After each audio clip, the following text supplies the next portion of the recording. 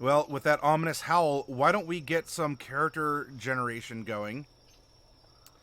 Oh yeah, you can make a lot of fun dioramas or shadow boxes with them, Shukan. I hope you have a lot of fun with that. I really do. And if you ever need help with ideas, let me know as well. And also, again, thank you for the $5 in the minis dono pot. That is the give a penny, take a penny for people who want to pick up gotcha capsules or they want to purchase whole or in part some boxes using some of the money or all of the money that is in that the public the community chest kind of an area. All right, so for Humblewood, we reviewed the the player options last night. Oh, we can see some of the races here. I want to get to... Aha. I went way past it. So yes, I want to make some characters. We're going to make 4 characters in all. So we have a party. We're going to make 2 tonight, 2 tomorrow. And they are all going to be races from Humblewood, using backgrounds from Humblewood. And 3 of the 4 are going to use subclass options that are in Humblewood.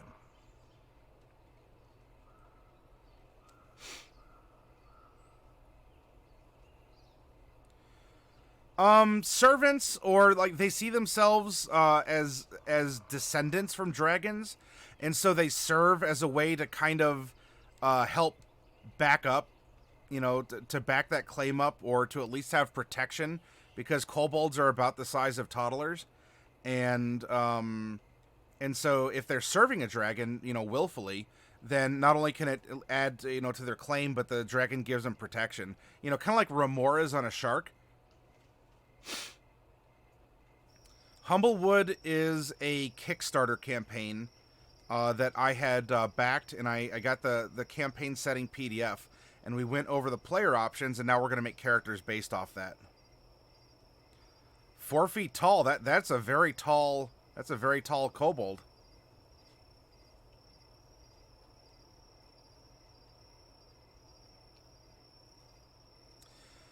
So we have our handy dandy character generator here. In fact, I can boop boop boop boop boop. I can make this full screen, or I'd probably make it a little bit easier to swap between this and our blank character sheet. All right, so we need to do a couple initial rolls. So let's open the dice roller.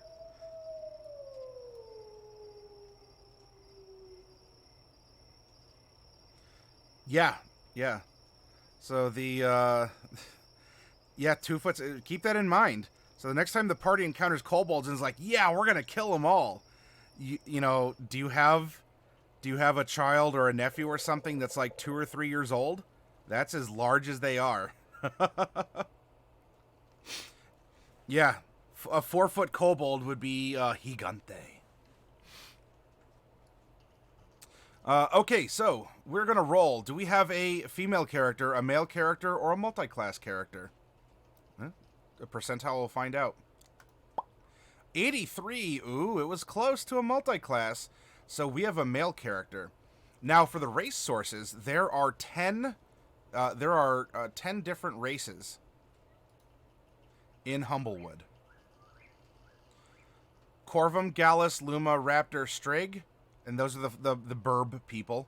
Then we have the Servan, Hedge, Gerbine, Maypok, and Vulpin. And those are the humble folk, or the ground dwellers. I'm gonna roll a d10 and we'll go down here. Now with the 4, if I get a repeating race, I am going to re-roll it. And if 3 of the races end up being a burb or a critter, then the 4th one I will force manifest to be the other. So we're exploring aspects of it. Otherwise, I like letting things be as free as possible to provide maximum inspiration with as little contrivance as possible as well.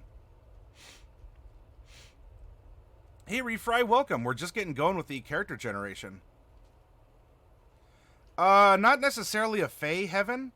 It's, you know, think... Did any of you read Redwall or something similar? You know, we have sentient animals that are the races of the world, that have their own problems, fight each other, help each other. That's Humblewood. D10. We have a male. We rolled a 1, and so that's going to bring us to... We have a male Corvum. Corvum are kind of like crow folk. And now we're going to go odds or evens, because there are 2 sub-races to the Corvum, right? We have our base Corvum traits, and then we have either a Dusk Corvum or a Kindled Corvum. Let's roll the D10 again. We rolled evens. We have a Kindled Corvum. So let's add these notes here. We have a male Kindled Corvum.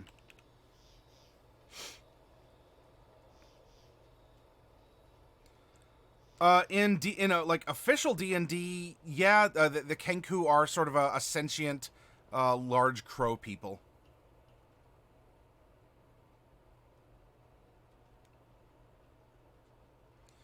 All right, now that we have that, let's determine the alignment of this character.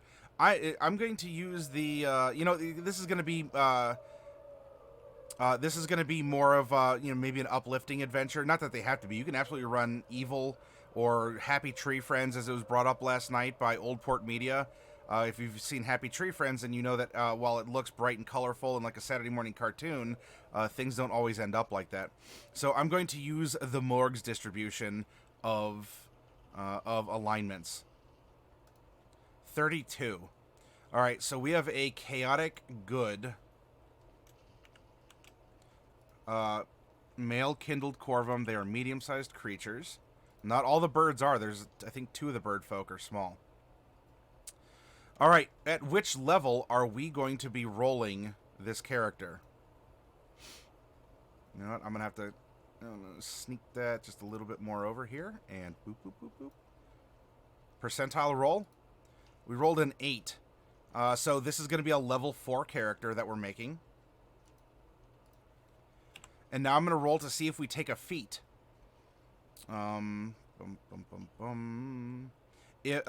Just as well, if we don't roll any characters that have feats, then the 4th character, we're going to force manifest at least 1 if it doesn't come up with more, as there are custom racial feats in this supplement. But that way, you know, we'll get to see something happen. Where? Oh, dice roller. So for our feats, I rolled a 98, so there we go. We would take 5 feats in lieu of ability score improvements.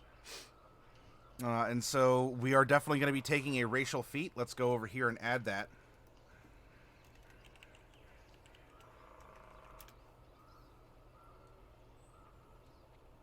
Now, for the background, we're going to go back to Humblewood, everyone. New backgrounds start at 43. And so we have a bandit defector, a grounded character, a wind-touched character, and there we go. So 3. And then the 4th one, we get to take it out of the player's handbook. So we're going to roll a D3. We rolled a 2. This is a grounded character. So this is a bird folk who has lived amongst the ground dwellers and is a bit stigmatized by other bird folk for kind of forsaking their ancestral home in the boughs of Humblewood. So we're going to come up here to background and write grounded. And there's going to be some options for that. We're going to get to that in a second. Now it's time to generate the class of this character. There's the whole big huvvabaloo here. However, because I do want to explore some of the subclasses in this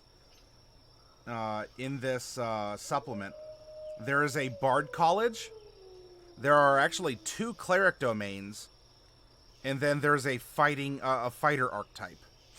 I'm gonna roll the D3 again, and we're gonna find out which subclass it is. And in the case we get a Cleric, I will roll an odds or evens for the domain.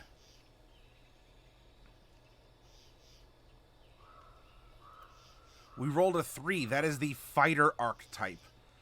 So we have a fighter. You know what? I know it said 4. I'd like to see some of the abilities put on display. So maybe what we're going to do is just slightly higher characters, give them an allowance of... As this is a special workshop, this isn't a completely random one. I'm going to set everything to 12. For this. I'm not going to roll that part, just so we have a chance to possibly see more feats. In this case, actually, then there are 3 feats we're going to give this character.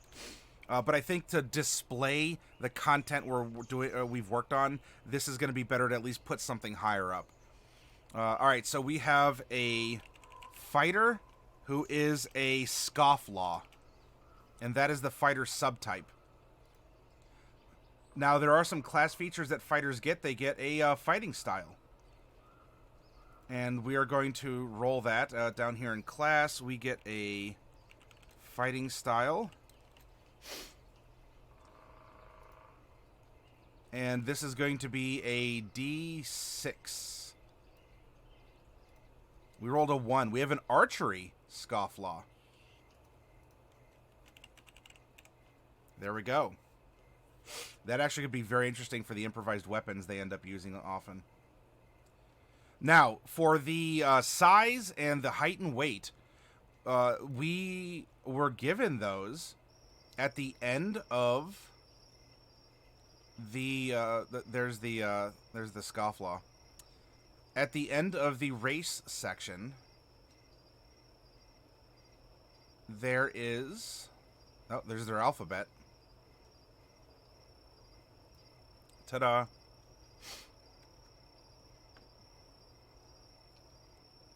Let's find out where in the life cycle this character is. That's a percentile roll. Rolled an 11. We don't have a child prodigy, so we have a young adult.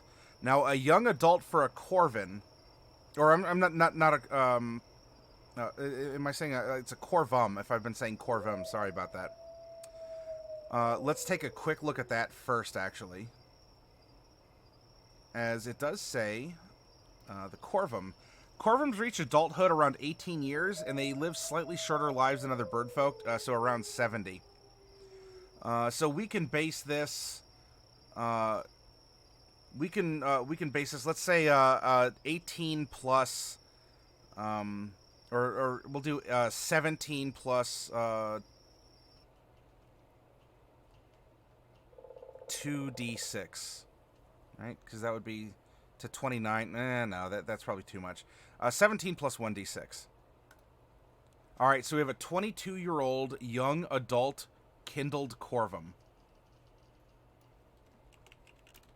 Young adult, 22. Now we're going to go back to the supplement. And beep, beep, beep, beep, beep. There we are.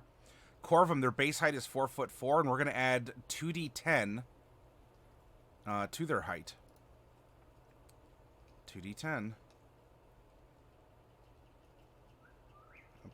There we are. 14 inches. All right, so 4'4". We have 4 foot 18 inches, otherwise known as 5'6". We have a tall drink of water here.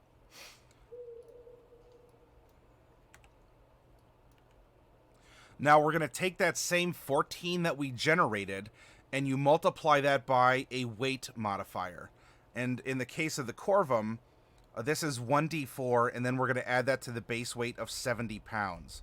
So 14 times 1d4 plus 70. Times 3. All right, so we are adding 42 pounds, so 112 pounds at 5'6", and a 22-year-old adult. Hey, Goblin Cave, welcome. Oh, we're having an awesome time. We had some cats, we had some snacks, some conversation, and now we're making Humblewood characters after last night reviewing the player options that were written in that Kickstarter 5e supplemental, like not official, but you know, a very well put together fantasy setting.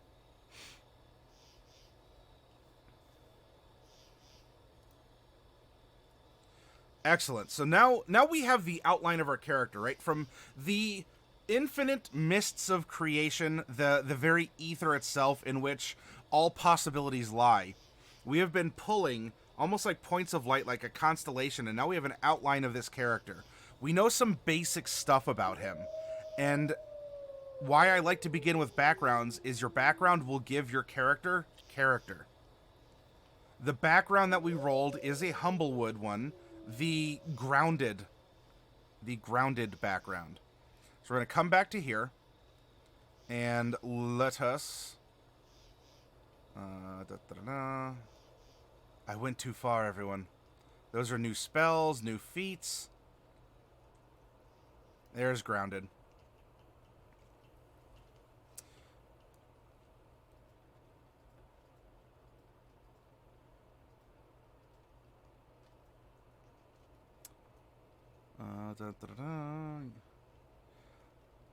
We are going to gain skill proficiencies in athletics and insight. I'm going to move this over so it's a little easier to read. Athletics and insight. We're going to get one type of artisan tools, and so we can randomly roll that out of the player's handbook to find out what we have. And of course, we're going to have that as an item too. Artisan's tools. We're going to get a language of our type, so we speak... Birdfolk is common in Humblewood. So Birdfolk, and we can understand Auran, but we cannot speak it.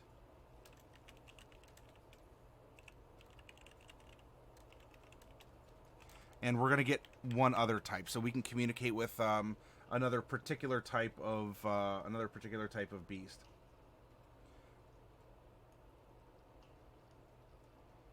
The deer folk have their own. Hedge folk, I think, have their own. I'd have to double check. I think all the bird folk are just unified in their language.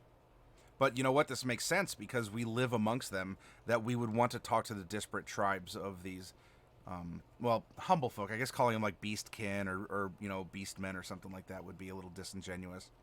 Because no one's a human. They all count as humanoid. They're not fae or anything along those lines, but, you know, just keeping things, I guess, in context of the campaign setting.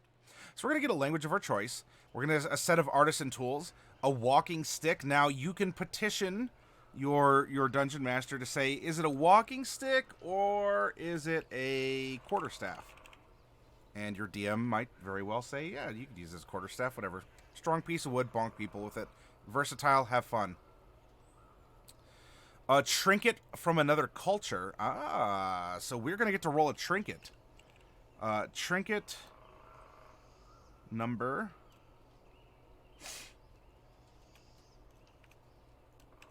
something. A trinket from another culture. Traveling clothes and a belt pouch.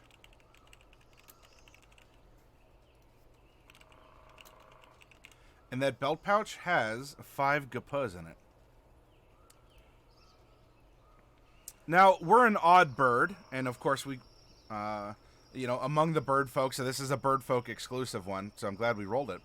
You are somewhere between an oddity and an outcast. Some consider your aversion to heights a rejection of bird folk culture, etc. I'm not going to re-go over the lore. It's in the VOD. It'll be on YouTube. It's right there for you. Or also, what, it's 10, 15 bucks for the PDF? Hey, buy it, support it. This is fun stuff.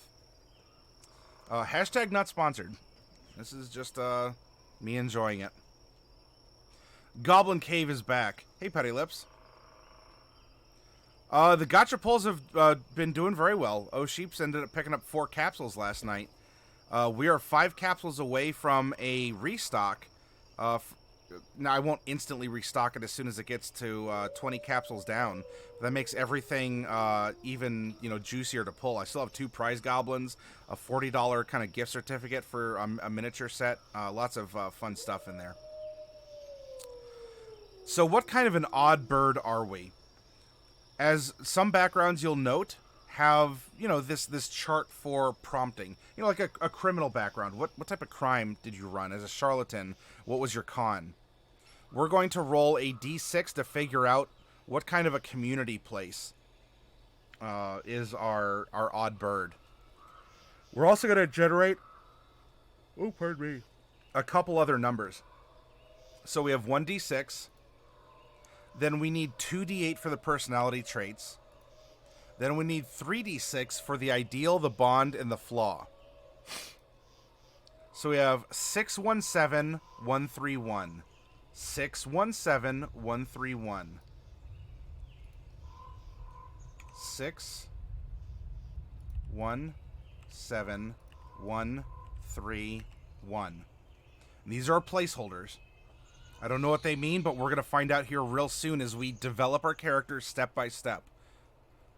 In fact, as a part of the background because of this, we should crack open our players' handbooks quickly to find out which artisan tool set that this person uses. So we come here. There's 1, 2, 3, 4, 5, 6, 7, 8, 9, 10, 11, 12, 13, 14, 15, 16. There are 17 different artisans tools in the player's handbook. We're going to roll a 17-sided die.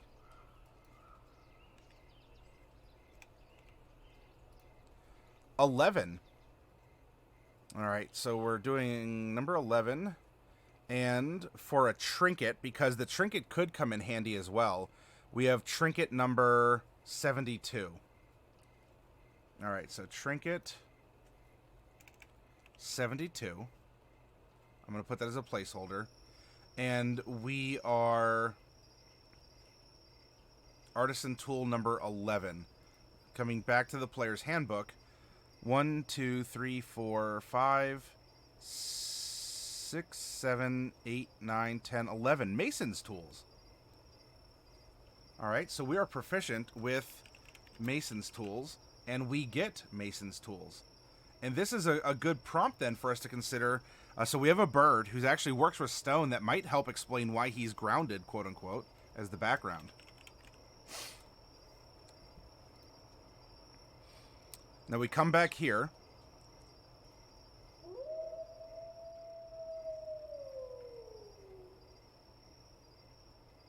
Number 6. So how does choose how your community regards you, or roll the table below to determine how you fit in? We rolled 6. I found a new community on the forest floor. So I'm going to keep number 6 here since that's more of a sentence than just saying, settler or frontiersman or something like that. I have found a new community on the forest floor. Simple as that. Maybe our talents, we found that we love the stone. Maybe we consider stone to be earthwood or something like that. It's meant to be carved. It's meant to be almost grown or chipped away at. Beautiful things can happen because of it. Very sturdy. And because there's a lot of, in the meta of Humblewood, there's a lot of fires and other bad stuff happening. Stone doesn't burn. Wood does. So maybe he's a bit of a revolutionary, but we'll find out a little bit more. Our feature is called Find Another Path. Since you have lived your life close to the ground, you are familiar with the undergrowth in the same way other birdfolk are familiar with the canopy.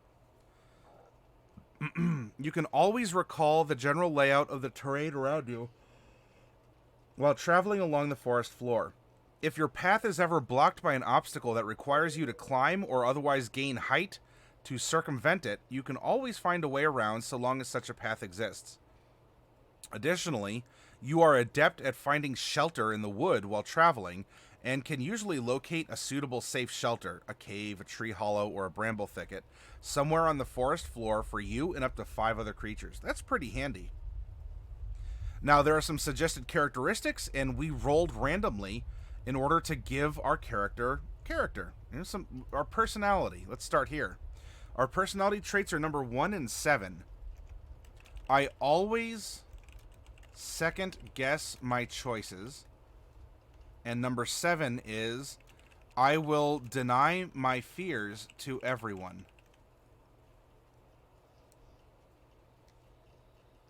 We look contemplative. And yet, we'll say, no, I was just thinking. I just need a moment to do these calculations. Meanwhile, what have I done? Is this going to work? Was this the right stone substrate to build? Etc., etc. I gotcha, oh sheeps. Not that I mean to spread those around.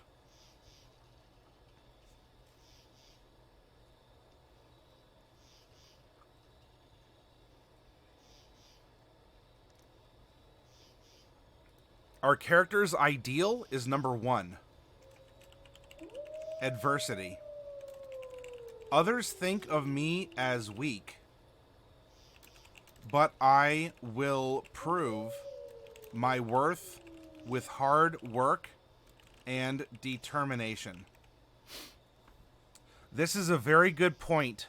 You know, I always kind of blow it out of proportion, where you can say, but that says lawful. How dare you have a chaotic good character with a lawful ideal? What is wrong with you? Just, I mean, what happened if we made an evil character? There's no evil. There's not even any. It's chaotic and neutral and good. It is absolutely possible. Remember, your alignment is the words that come out of your mouth. It's how you express yourself. It's your filter, your brain-to-mouth filter. Chaotic tends to, you're more impulsive. That might also lend into us second-guessing even ourselves. Good tends to indicate that you think of others very often. Not that you don't think of yourself. You're more considerate of other people with your actions. And you might be more prone to go out of your way to help others even before yourself.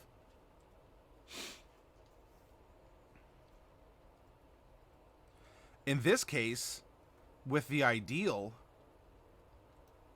others think me of weak, but I will prove my worth with hard work and determination.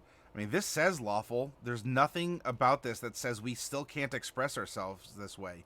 Now, hard work might not be get up at, the crack of dawn every morning with hammer and chisel, and you do the work. Everyone can count on you. It is like clockwork, because that's more methodical. That is more lawful. However, you can work hard even in, a scramble, in trying to always invent or draw designs. And you just have this almost like manic look. Is like, so this, and you're second guessing yourself. But this is still hard work, and you're trying to prove yourself by being so outgoing, and even maybe sharing at least a hint of your doubts.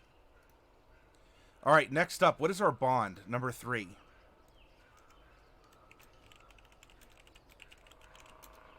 I follow the teachings of a wise outcast I met in my travels.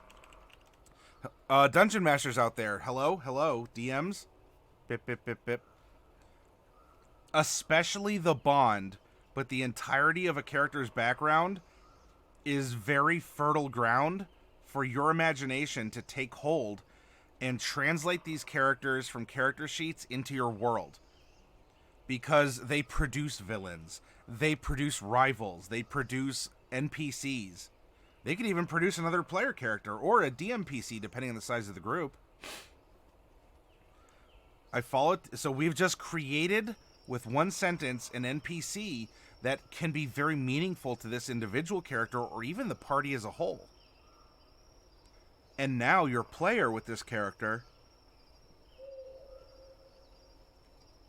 is drawn in because this is their mentor. Lastly, what is our flaw? We rolled number 1. Look, we're all flawed creatures, my friends.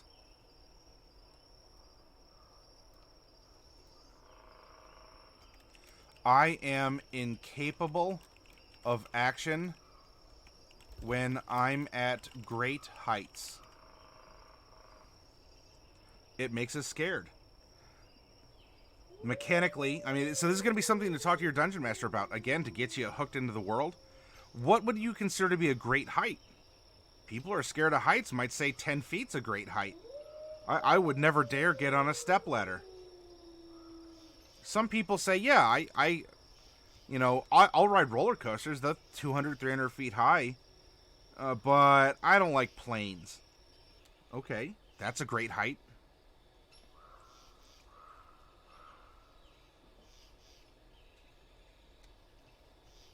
And mechanically is incapable of action, something like a fear effect. Can that be suppressed in some way?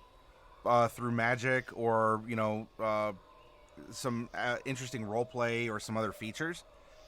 This all prompts conversation with your dungeon master, which is absolutely wonderful to have. O Sheeps says, not I, for I am perfect.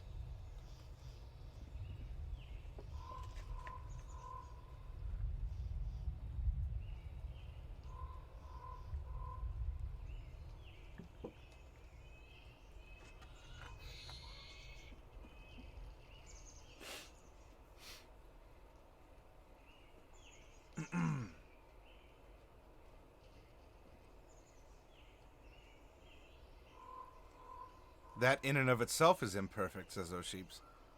It's like the episode of Pete and Pete, if you all remember that TV show on Nickelodeon, where there was an underwear inspector that was trying to vie to be like the perfect dad, and Pete was emulating it and comparing his own dad to him because this person was perfect. Like every seam had to be wonderful to get an approval. This was like an A+ underwear inspector. Everything was methodical, and in the end, Pete's real dad won because the underwear inspector had chicken barbecue and was absolutely tidy, even put the bones in a pile, and at the end of it, Pete's dad said, you ate barbecue incorrectly because you're supposed to get messy. It's supposed to be on your face and your hands and your shirt. And so the underwear inspector relinquished his concept of being perfect and in every way because he was proven to be otherwise. Some people can be at the top of the Niagara Falls no problem and then struggle to be on a single-story roof shingling. Yeah, the context as well, right? If you are at a public work site, you hope is solid concrete and barriers, at the top of the CN tower, and you're like, yeah, I'm gonna jump on the glass floor because it's 3 inches thick and bulletproof, and it's not gonna fall through. I'll do that, but yeah, ask me to get on my roof where there's not, where maybe there's a gutter that I could hang on to if I'm quick. Yeah, then the context of the heights can also come into effect. Nicholas, you stack your chicken bones because of that episode. So someone out there also watched that episode. I'm glad to have that connection with you, Nicholas. Also, howdy. I didn't see you sneak in here. All right, so here's our young adult Corvum. We have a background, right? We found this new character.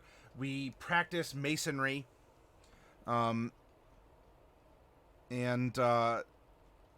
we have taken up the life of a fighter. And in particular, we have taken up the life of a Scofflaw. Before we get to the Scofflaw portion, we're going to open our players' handbooks. And there's one other thing I want to do in Chapter 5. We rolled for a trinket, as I don't think Humblewood has trinkets. They do have some magic items. Some new spells.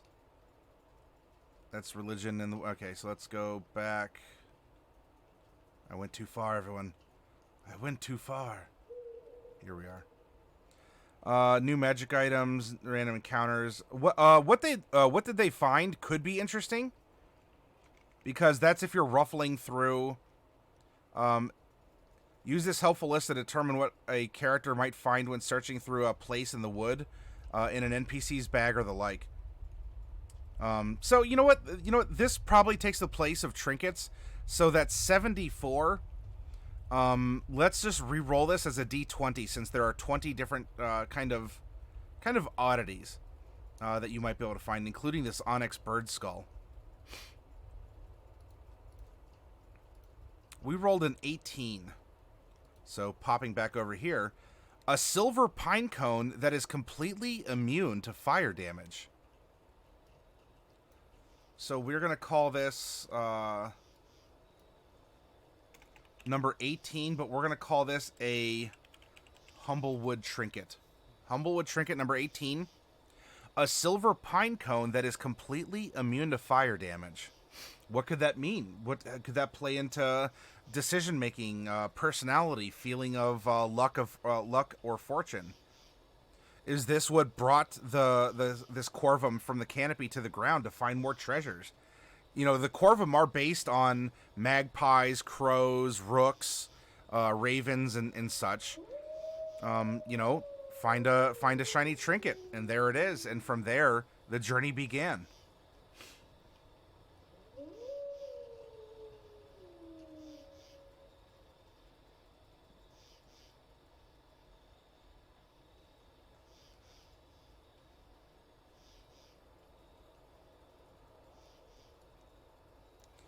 All right, Player's Handbook.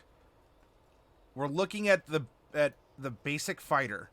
This is what all fighters get, not what their their archetypes get, their subclasses. So this is what we're looking at. We're getting a +4 to our proficiency bonus. Class features. Oh, you know what? We rolled a 98. Normally we get 3 feats by level 12. Fighters actually get more because we get 1 at 4, 1 at 6, 1 at 8, and then 1 at 12. So we are actually going to have 4 feats, as that is because we rolled the maximum here.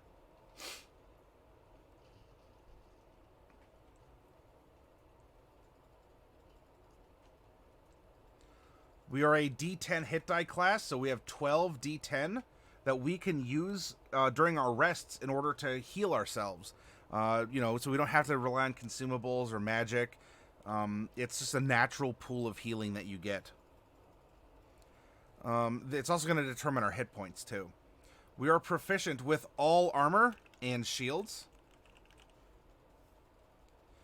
Weapons, simple weapons, and martial weapons. Simple, martial. Oh, you know what? We didn't put our race features in here. I should probably do that first, honestly. No tool proficiencies. So strength and constitution are saving throws. When I do workshops like this and we're going back and forth between the supplements in that way, then I sometimes get out of the normal order that we do, because it's usually background, race, and then class. Pardon me. So sorry about that. Let's go back to Humblewood and take a look at what the Corvum get, specifically a Kindled Corvum. This is almost at the beginning. Here we are. All right, so Corvum, we increase our intelligence by 2. We are medium-sized. We have a walking speed of 30 feet, so 15 climb, 15 swim, 0 fly. That is slightly modified, or it could be, depending on what we're getting here. We get the racial ability to glide. Using your feathered arms, you can slow your fall and glide short distances. When falling, you can use your reaction to spread your arms, stiffen your wing feathers, and slow your descent. While doing so, you continue to fall gently at a speed of 60 feet per round, taking no fall damage when you land. When you would fall at least 10 feet in this way, you may fly up to your movement speed in one direction you choose, although you cannot move upwards. Landing in space that you finish... Or, I'm sorry. I absolutely murdered that sentence. If you would fall at least 10 feet in this way, you may fly up to your movement speed in one direction you choose, although you cannot choose to move upwards.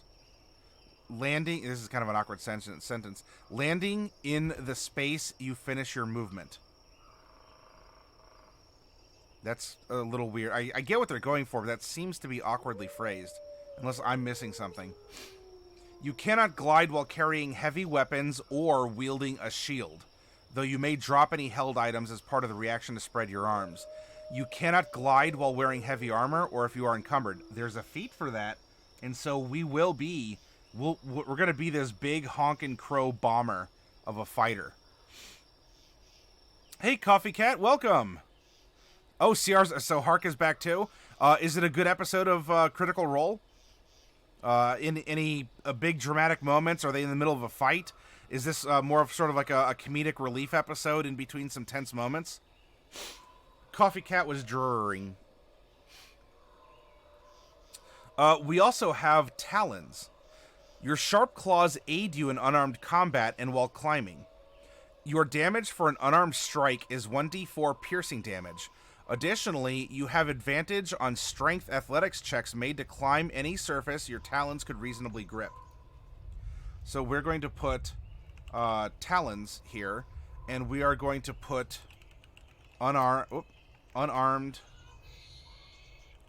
strike is a 1d4.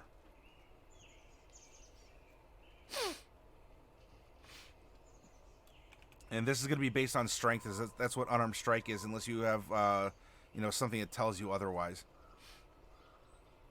We are learned. You gain proficiency in one of the following skills: Arcana, History, Nature, or Religion.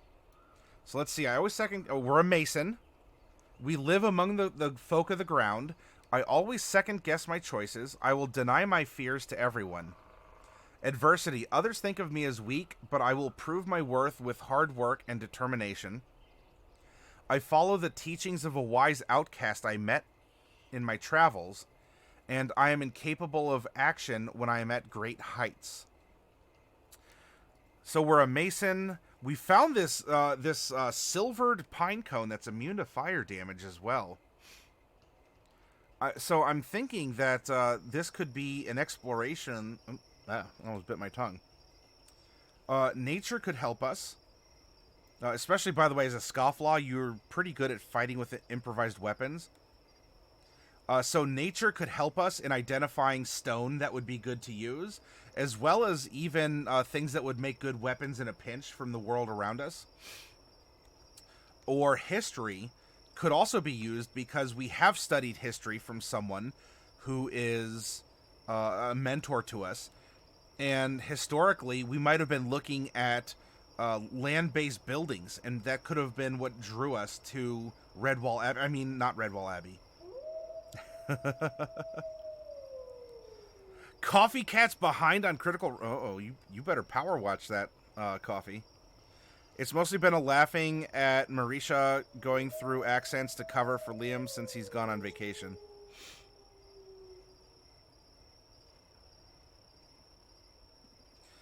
History or nature?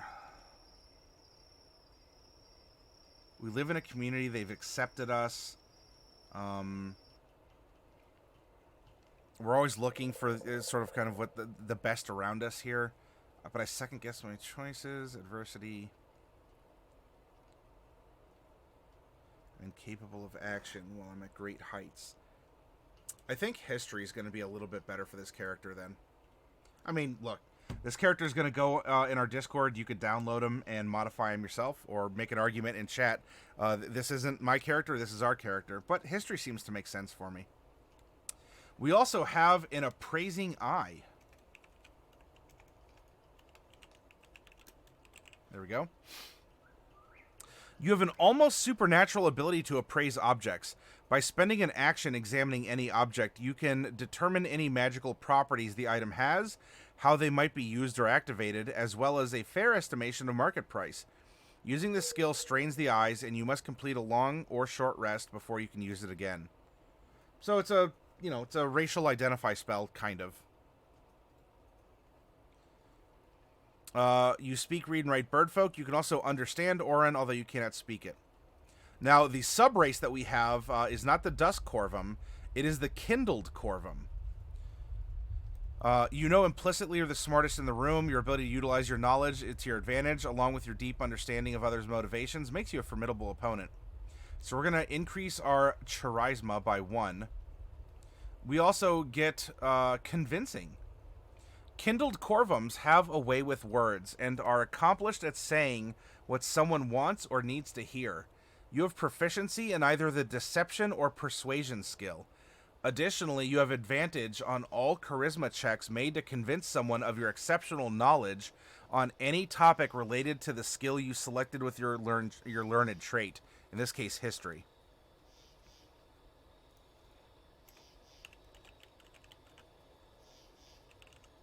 Convincing history. And we're going to have proficiency in deception or persuasion. I mean, this is persuasion. You want to prove yourself. You don't want to build a false bravado, right? You work with stone. You work with your hands. Like, this is proving yourself. You may second guess yourself. You don't want others to doubt you, however. And so I believe that persuasion would be your strong suit here. We also have a sharp mind. You learn 1 additional language of your choice, gain proficiency in a tool of your choice, and are able to accurately recall with perfect clarity anything you have seen or heard within the past month. So we are getting a partial feat for this already feat-riddled character. So we're going to get another language and a tool of our choice. Well, I guess we're going to go back and we're going to roll another 17-sided die. We rolled a 14. So, bye-bye for another second here, fighter. We're going to go to Artisan's Tools. 1, 2, 3, 4, 5, 6, 7, 8, 9, 10, 11, 12, 13, 14. Mason's Tools and Smith's Tools. There we go. Mason's Tools, Smith. We are a foundational block to a community. You know, to a little woodland community. We are absolutely, an important cornerstone of it. We're a pillar of that society. What's interesting, though, is we act so confident, and everyone relies on us, and we put on this stern face, and secretly our character doubts himself often. All right, Black Wolf, welcome. I hope it was a good writing session.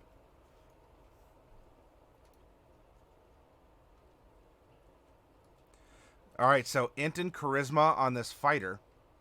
We're going to go back now to fighter and fill in what a base fighter gets, not the archetype, not the subclass. Skills, we're going to get 2 skills from acrobatics, animal handling, athletics. Well, we already have that. History, insight, intimidation, perception, and survival. Well, let's consult what we know. All right, we live among the humble folk on the ground, not our bird people. We are a smith and a mason, a young adult, raven, rook, crow, magpie, or some other similar bird. I always second guess my choices. I'll deny my fears to everyone. Others think of me as weak, but I will prove my worth with hard work and determination. I follow the teachings of a wise outcast I met in my travels, and I am incapable of action when I'm at great heights. So something like athletics, especially for, like using our tools or for climbing. Now, you could say acrobatics, because acrobatics is good at getting you down from places. And we do have glide, however, so I don't know if that's going to be super strong. We do have a fighting style archery as a specialty. Let's see. We have insight. Intimidation could be a good one. Perception, survival.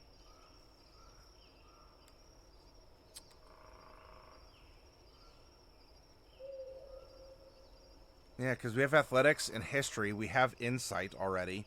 So it'd be intimidation, perception, or survival, and we get 2. I mean, there is acrobatics and animal handling too, but nothing about this really says that he's an animal handler. And acrobatics either is somewhat redundant with the glide ability, or it's just not something that this character would take as maybe as a rough and tumble. Well, I don't know then. He can glide in the air, Acrobatics would be something you pick up maybe on the ground. You know, if you need to swing or you're allowing yourself to succumb to gravity a little bit more, acrobatics could actually be a good one.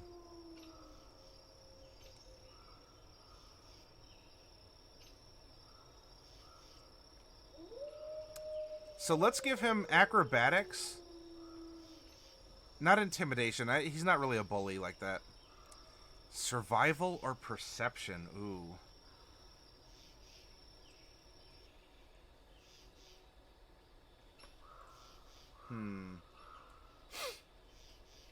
We're convincing. We have an appraising eye. That would probably lead us to perception, to see more details. Though technically, appraising eye just kind of gives you details for free. Either could help with mining or quarrying for rock or for metal. Let's see. We have this metal pine cone. Maybe that's even something that somehow we accidentally invented, and we don't know how we did it, and we gotta find that again.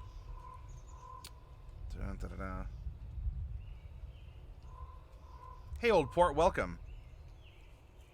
Well, you know what? Why sit here sniffling and snuffling? Let's make an executive decision. I'm gonna roll a d4. Oh. And even or odds, it is perception. Evens, it's survival. Evens. We're going survival. We have our fighting style archery. You gain a +2 bonus to attack rolls you make with ranged weapons. We are going to get a second wind that allows some natural recovery in combat. Our martial archetype we're going to get to. We get an extra attack at 5. We are indomitable at 9. And that's what we get for a fighter. Now, our archetype, we're not going to find here. We got to go back to Humblewood. And scrolling. We went too far. Those are magic spells. And where is... Yeah, here we are. So a martial archetype is the Scofflaw. You gain proficiency in one of the following skills of your choice: deception, insight, intimidation, sleight of hand, or stealth. Alternatively, you may learn Thieves' Cant. We have a very handy person. And someone who's, you know... So being the Scofflaw in this case might be that, you know, we look around, we're adaptive, and the Scofflaw might be because of this grounded background that we have. So we already kind of took intimidation and deception off the table.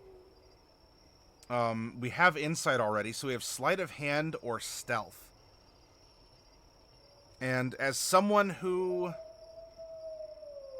works with his hands, you know, there are tool proficiencies, but maybe sleight of hand could be used for some of the finer filigree or some of the finer details.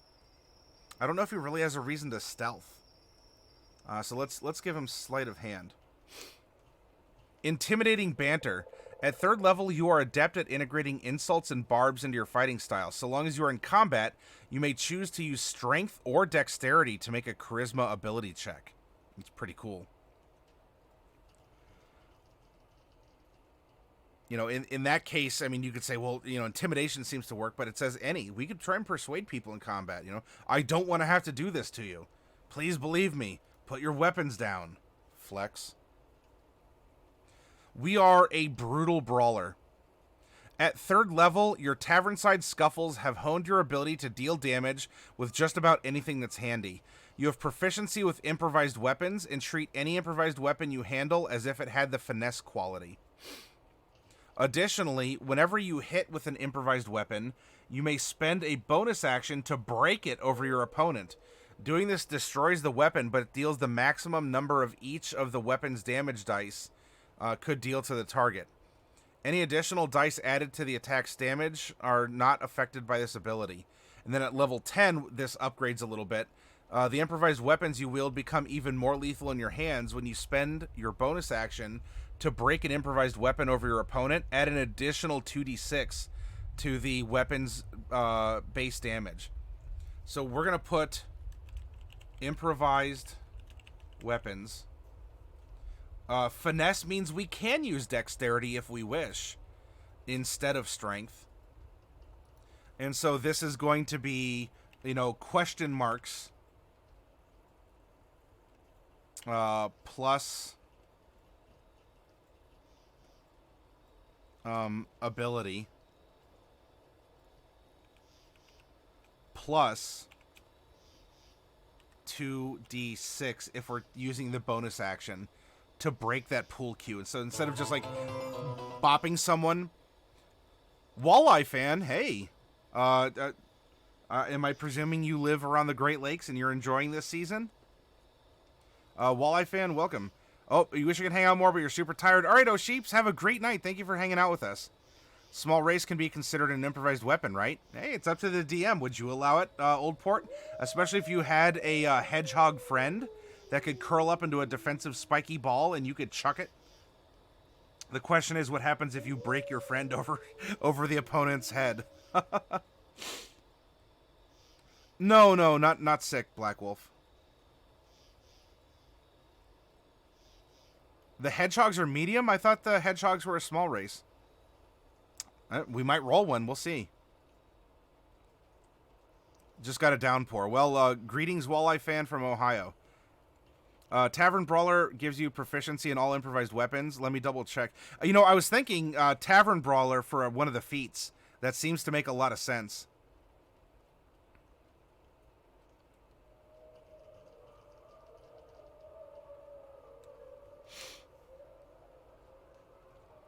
So we are, like, we just grab whatever's around us and just, you know, maybe this is also why we're a smith, so we can repair the stuff that we've broken. Which, by the way, would combo very well with if you played one of the raccoon people, because they fix stuff and put it back together into working order. Wombo combo, just hashtag just saying. I mean, look, it's even right there. So yeah, we just break stuff over people's heads if we don't want to use a traditional weapon. We get misdirection at level 7. Oh, actually, I need to put this under the archetype. We get intimidating banter. We get brutal brawler. We get misdirection. At 7th level, you are adept at using words and gestures to taunt or fake out your opponents, turning their lack of composure against them. This allows you to goad your foe into swinging in ways that cause them to strike their allies, or which leave them open to counterattack. As a bonus action, you can misdirect an opponent within 5 feet of you. The target must succeed on an intelligence saving throw against a DC equal to 8 plus your proficiency bonus plus your strength or dexterity modifier. On a failure, they must spend their action to attack a creature of your choosing within 5 feet of them. If no other creatures are present within 5 feet of them, they waste their action attacking the air where you once were. In order for you to misdirect a creature this way, they must be able to see, hear, or otherwise be able to understand you. So you might not be able to fake out, you know, a wolf that's attacking you. Because it's not, you know, it doesn't get, hey, what's that over there? And, let's see, we have a 12th level character, so by 10, we have Blindside. At 10th level, you are truly skilled at exploiting the openings you create in combat, hitting off-guard opponents with precise blows that are swift and deadly. You may use this technique against any creature that hasn't yet taken a turn in combat, or who you have successfully misdirected this turn. You may also apply this technique to any attack roll for which you have advantage. On a hit, you exploit an opening in the target's defenses. You can choose to have your attack deal an extra 5d6 points of damage. Once you use this ability, you can't use it again until you've taken a short or long rest. So we're going to put Blindside, which is kind of like a kidney stab, a sneak attack on cooldown. So this is going to be an extra 5d6 that we can get between short rests. Alright, so nothing at 15, but the damage does go up, and Infamy at 15, we don't have that yet. They are small. They're on the border, more or less, if you consider the Vidalcan and elves, though. Walleye says, all I'm thinking is just Hulk smash. You break your friend's back over someone's head, or a particular scene in Batman. You know it, Walleye. I must break you.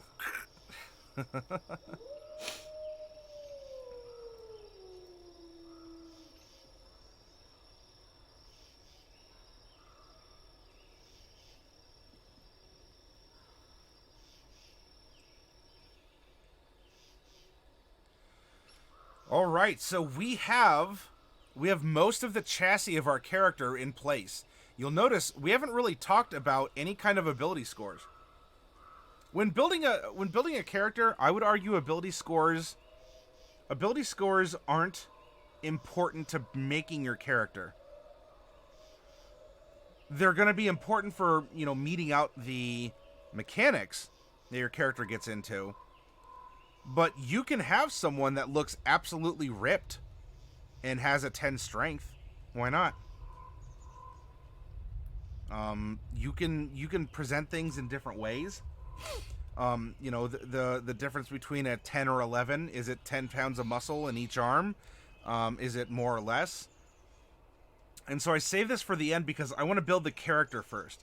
The strength score of this character doesn't really matter when it comes to this person's doubt of always second-guessing his choices.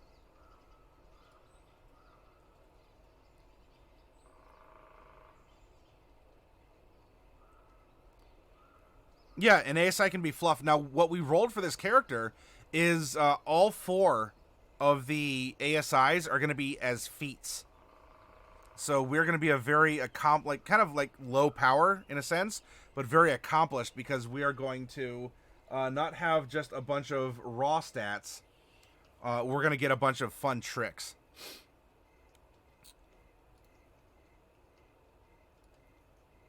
All right, backgrounds, and here are some new feats.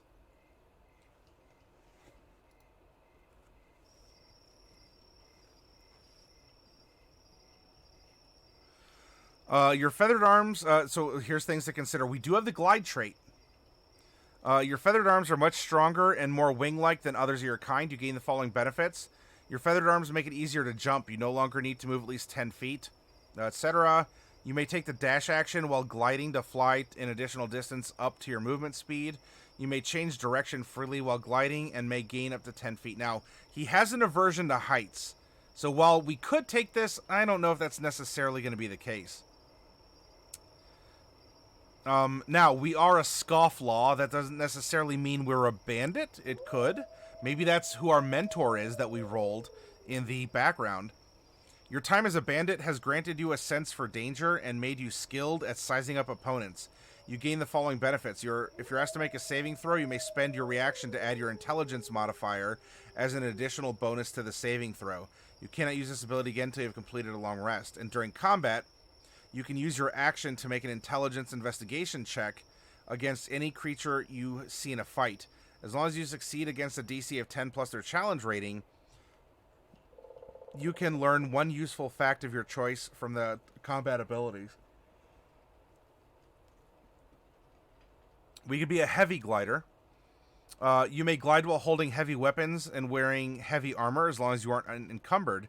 And you may choose to land your glide in a space occupied by a hostile creature that is large or smaller. If you do so, you may roll an opposed strength check against that creature. On a success, you push them 10 feet away and knock them prone. Opportunistic Thief. Learn tricks of the trade of thievery, allowing you to exploit opportunities for pickpocketing in and out of combat. When a creature fails a melee attack roll against you, you may make a dexterity check against that. You may steal one item that's not being held or worn. So that could be interesting, right? Especially if we're adaptive, we're taking things, and so we'll take someone, and this would come down to maybe rule of cool, since this is kind of a gray area, right? If someone has a club tucked into their belt and they're wielding a short sword, would you allow me as this player to steal the club? You know, are they... you know, it's not being held by a hand. It's not being worn like clothes and necessarily being fastened. It's a club stuck in a belt. So could I take the club and bash it over the person's head? Whenever you successfully use your sleight of hand skill outside of combat to steal an object, you may immediately conceal it flawlessly on your person or put another object you possess in its place. Steal their coin purse and jab the coins into the soft parts of the face. Still an improvised weapon. Yeah, you're just breaking gold pieces on people's noggins. So Opportunistic Thief might work for this kind of Scofflaw build. Perfect Landing doesn't thematically fit.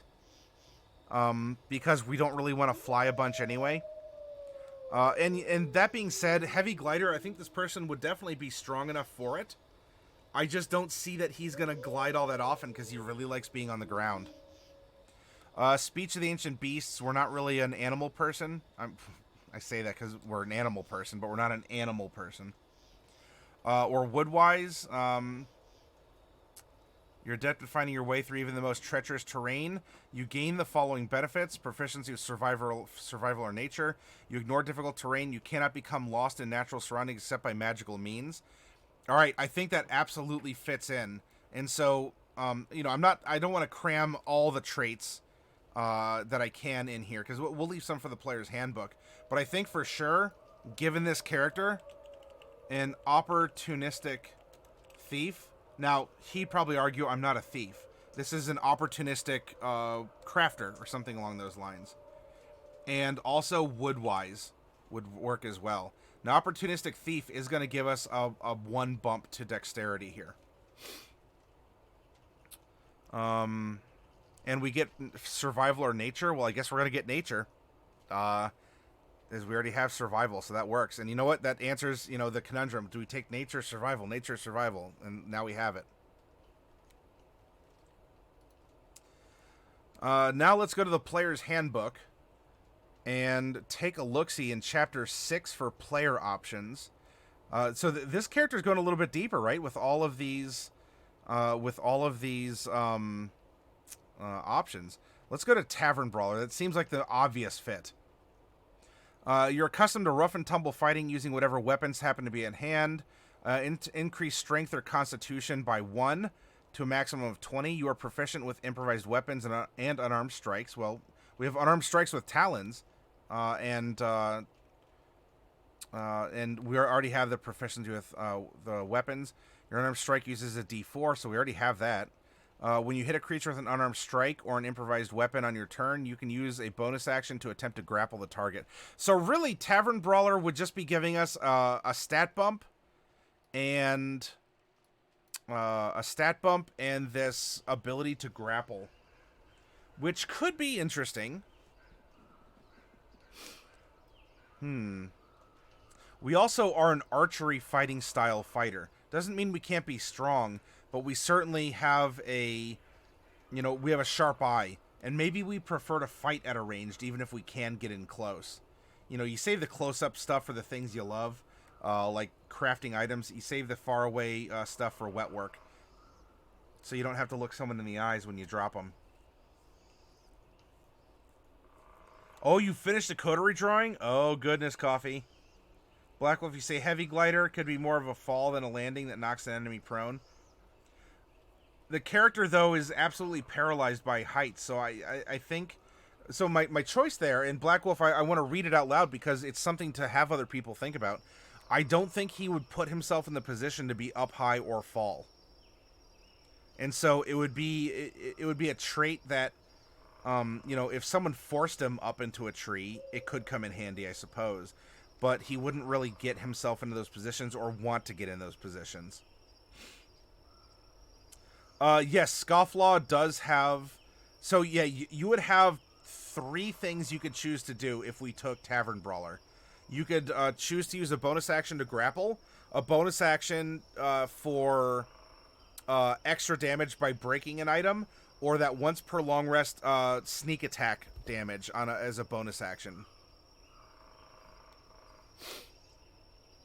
You know, having bonus having bonus action things that you could do as a fighter could be pretty good, especially if it's that constant damage output. Now, we don't have to give Tavern Brawler. There's other things as well. You know, if we went to... You know, Savage Attacker.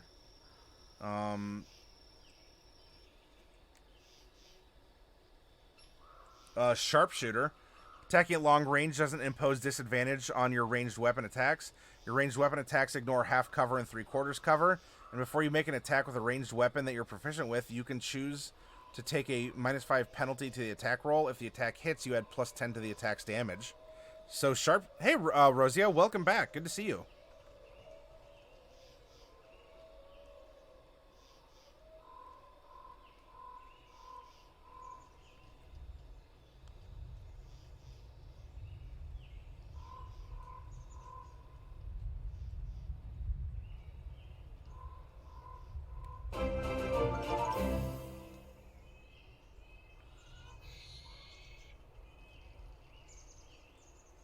Black Wolf, thank you very much for the host.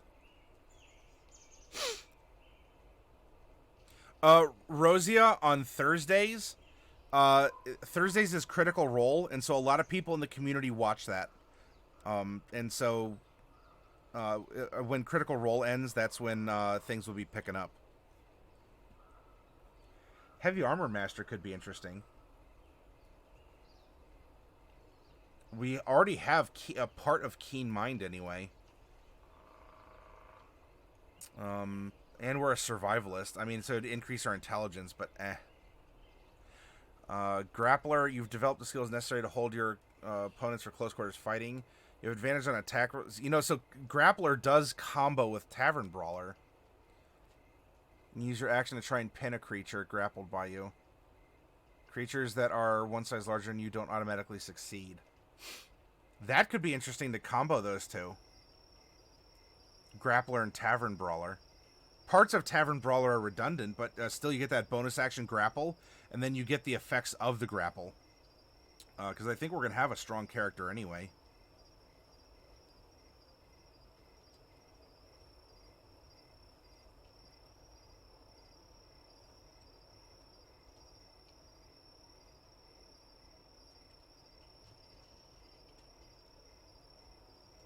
Crossbow Expert. You ignore the loading quality of crossbows. You know, it doesn't even have to be bow and arrow. It's just a ranged attack. That could be throwing hammers, like smith's hammers or mason's tools or something. Or even archery. The archery fighting style arguably could be used with improvised weapons as you throw them. That could be very interesting if your dungeon master does allow for you to treat a beer bottle as a thrown weapon, and you get that +2 with that archery fighting style.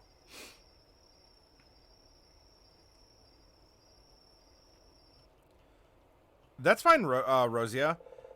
If you want to put that in the RPG workshop, I think that'd be a good place for it. Oh yeah, that's right. There's some errata to Grappler.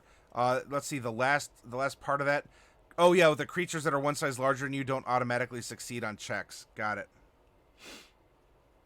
Thank you for that reminder, Coffee Cat.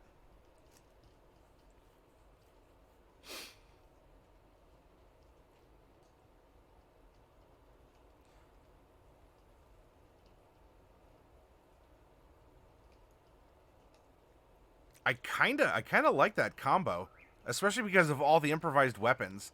I think Tavern Brawler and Grappler would be the way forward.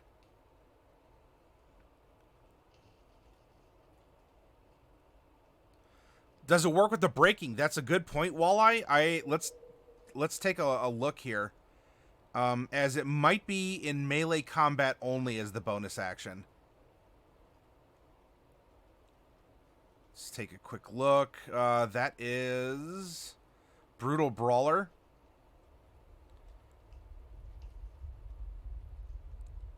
Whenever you hit with an improvised weapon, you may spend it just says, whenever you hit with an improvised weapon, you may spend a bonus action to break it over your opponent.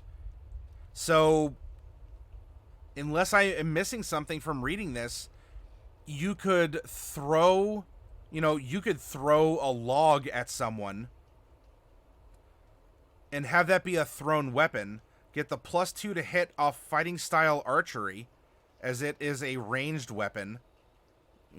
Because it's thrown. Here, we'll go back to the player's handbook real quick, and just make sure here. Classes, fighter, archery, +2 bonus to attack rolls you make with ranged weapons. Daggers, hand axes, logs. So yeah, we would have +2 to hit with everything around us, and then we could use our bonus action to choose to break that item and get extra damage on top of it. And we can treat any including the log, by the way. This allows you to treat any improvised weapon that with the finesse quality. I mean, so we could just load it and be like super dex. Who needs strength if we could just have a 20 dex and hurl logs at people and break it over them? Now, with that extra +2, you'll never miss. You give him a concussion from 20 feet away by throwing a chair. Yeah, why?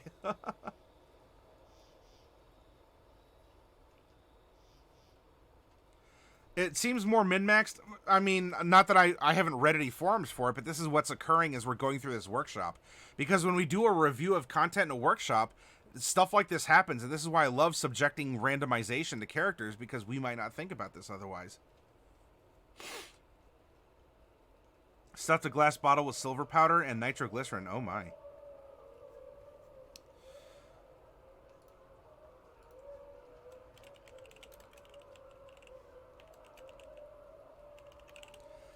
So we have a tavern brawler and a grappler, which makes sense for...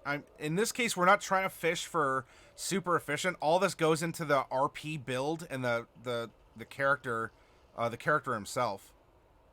So let's go real quick. Tavern brawler, we get +1 to strength or con, and grappler is nothing there. So we're probably gonna put this in strength. We'll see.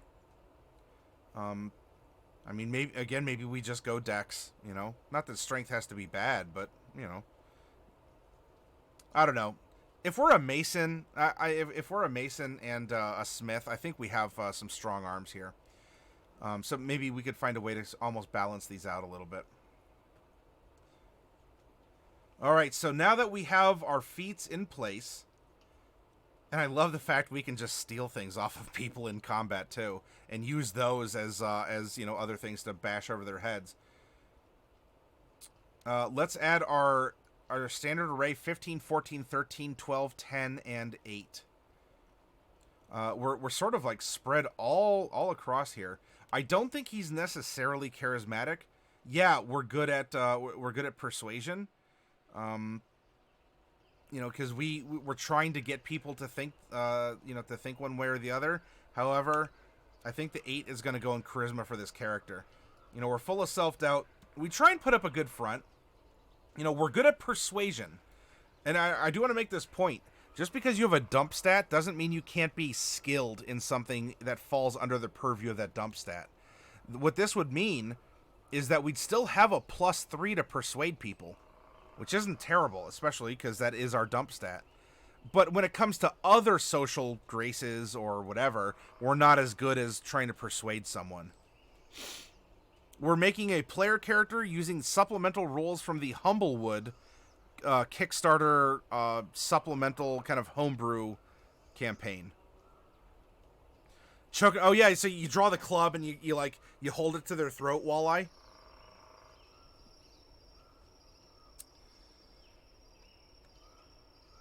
I think we should be fairly intelligent, but we're very physical here.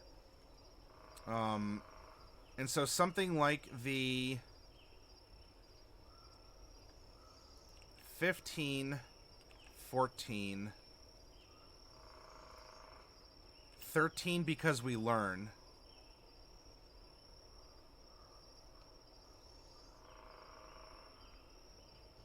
We're afraid of falling.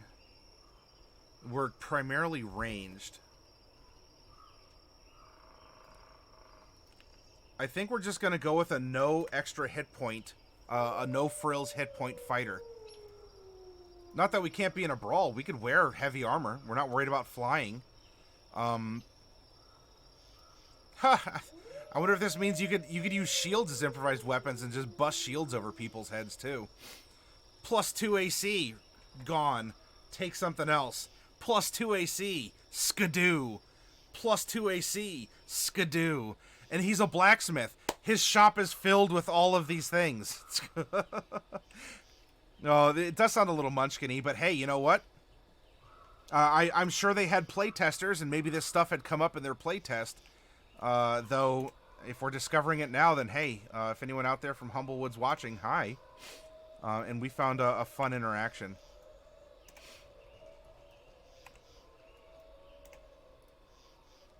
All right. So that's a strength of 3, dex of 3, con of 0, intelligence of 2, wisdom 1, charisma -1.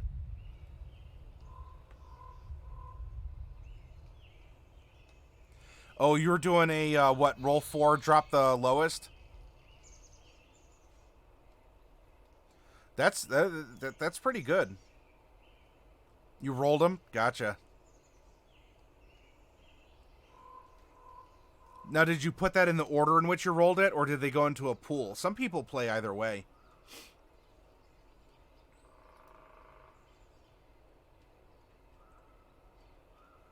Yes to which one?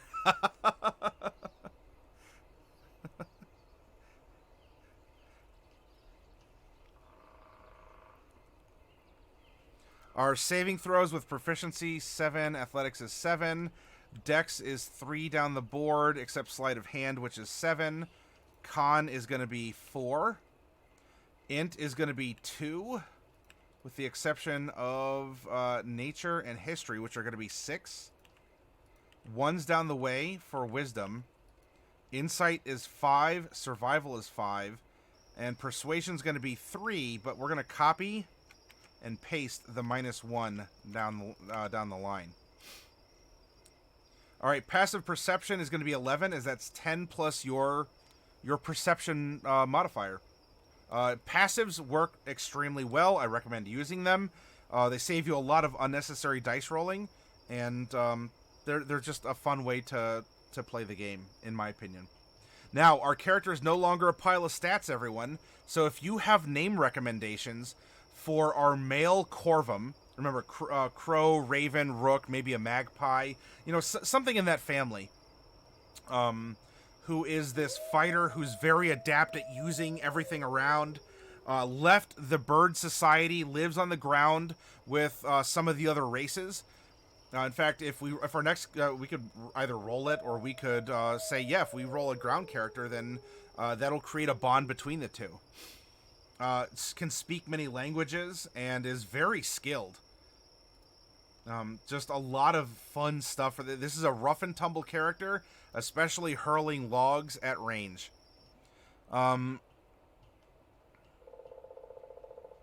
Into a pool. Got it, Walleye. Can't remember what your rules about graphic content are and things that write being posted in Discord. Do we just have to mention? Yeah, so for writing, I'm a little looser on it because writing is an active, you know, if you put a little disclaimer there, you know, if it's over the top, like, you know, you're mentioning every little thing, then it might not be appropriate. But for things like, you know, in your own imagination, if you say someone gets mugged. Now, you could leave it at that. You could even get detailed and say someone gets clocked over the head and mugged.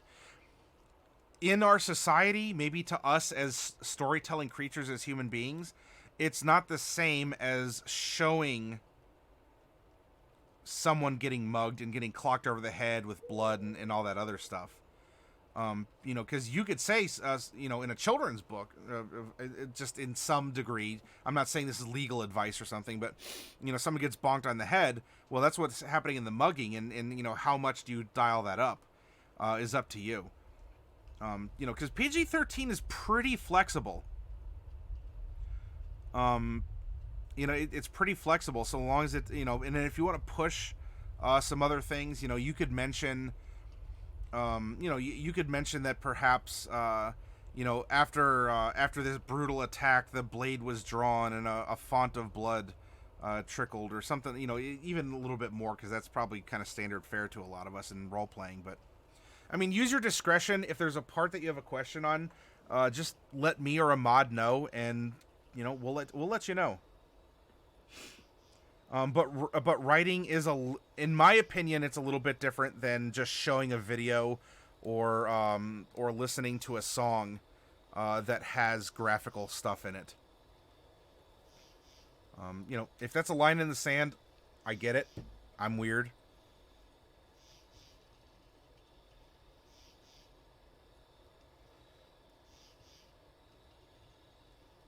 Oh, sorry. Yep, the strength is 2. Good catch, good catch, good catch. Alright, armor class. Maxie, welcome. Thank you for the follow. And welcome aboard. Japan, Texas is here?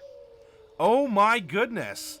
We are blessed with a ghost from the past, everyone. Hey JT, welcome. Good to see you again.